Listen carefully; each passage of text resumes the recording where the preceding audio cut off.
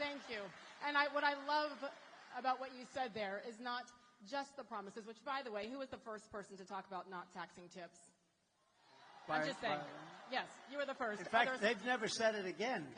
She made it like a couple of months later. She said, and by the way, there won't be. Well, in the meantime, they're passing legislation that makes it very hard for people to skip or will, ruin their lives a little bit. A waitress. I was in my building in Las Vegas, and a waitress came over to me and said, hi. I said, how you doing? The government is killing me. They're after me all the time about tips and all this. And I said, well, that's very interesting. And she said, there shouldn't be a tax on tips. I said, that's an interesting idea. This is my consultant. There's a good waitress. She was great. And I said, that's an idea. I thought about it for about 15 minutes, and I said, what a good idea. But, they then came out like a month or two later. They made the statement. They got blown away because by that time, they're not going to be able to do it. They're not going to do it. Just like he was going to do the educational thing, with the debt. With debt, you borrow money to go to college, and they were going to just write it off. He's been talking about it for 3 years. It's totally dead. They won't get anything passed. We're going to get it all passed. We're going to get it done very, very quickly. So those things. But from your standpoint, Bob, the Social Security is a big deal. So we'll take care of you. And okay. I love the fact that Mr. Trump said within the amount of time. You said, give us a year. It's going to go fast. So it's not just a promise. It's, okay, give us a year to get this done. So thank you. That is huge for all Americans. I have to say that that's right.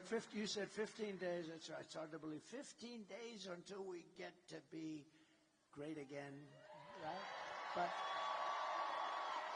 But we have, look, what they did is terrible because this guy won the nomination. He got 14 million votes. I'm not a fan, but he got 14 million votes, many more votes than anybody else. He had 22 people running.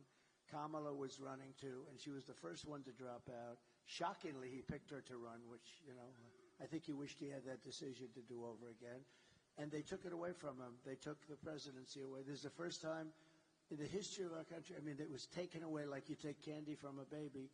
And I don't use the word, there are a lot of words to describe it. It's a coup and so they took the presidency of the United States away from him. And honestly, they shouldn't be doing it. And, they keep talking about a threat to democracy. They're a threat to democracy, and she's a threat to democracy. What they did is a terrible thing.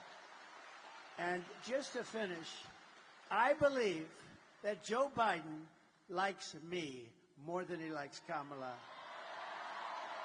And who would think that? And, look, the bottom line, so we had a debate, Joe Biden, we had a debate, and he didn't do great in the debate, but that's understandable. He didn't do well. And his poll numbers went down, but that's okay because you come back from that stuff. And what happened is incredible. Nancy Pelosi, crazy Nancy went in, and Schumer and all these guys went in. They said, we're taking it away. Nobody's ever seen that before. Nobody's ever done it before.